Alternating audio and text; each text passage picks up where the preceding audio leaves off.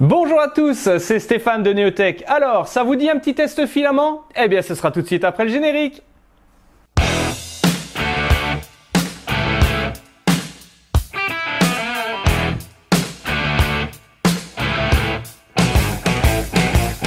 Eh bien oui, nous allons tester aujourd'hui le filament rouge métallisé de la marque LV3D. Ça permet entre autres de faire ce genre de print, un magnifique buste de Iron Man. C'est vraiment du plus bel effet.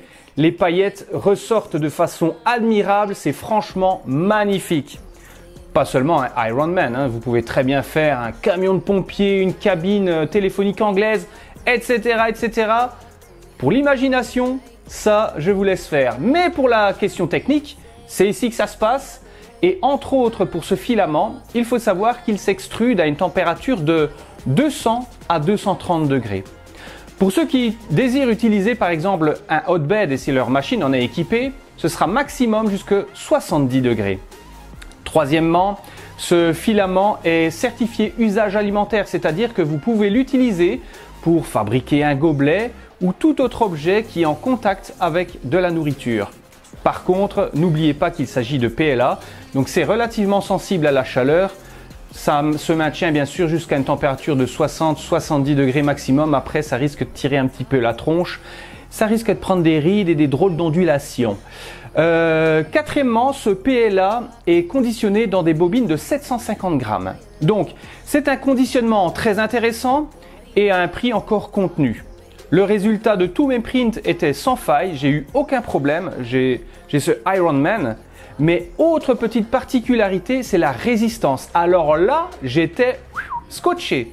Rappelez-vous, on a fait le test du filament noir métallisé qui avait déjà une très bonne résistance. Eh bien celui-ci, je crois qu'il les a tous coiffés au poteau. Ce serait à vérifier bien sûr. 37 kg de résistance avec mon outil de torture qui est rien d'autre que ceci. 37 kg de résistance. Franchement, waouh! Franchement, c'est du costaud. Alors, il n'est pas prévu pour être résistant au choc. En tout cas, le cahier des charges ne le mentionne pas. Mais en force de traction, c'était vraiment phénoménal. Est-ce un filament à conseiller? Évidemment. Si vous désirez avoir du rouge métallisé pour faire une voiture, par exemple, on s'imagine une magnifique Ferrari, eh bien oui, le filament rouge métallisé, c'est le filament qu'il faut.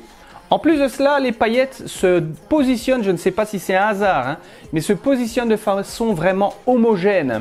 Je n'ai pas eu de sensation que les filaments étaient simplement posés par strates, comme c'est le cas de beaucoup d'autres filaments. Ici, c'était vraiment homogène sur le print.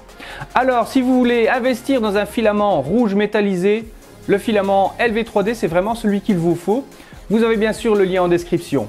Si cette vidéo vous a plu, et si vous désirez me faire plaisir, n'oubliez pas de liker, c'est super génial, j'adore les likes.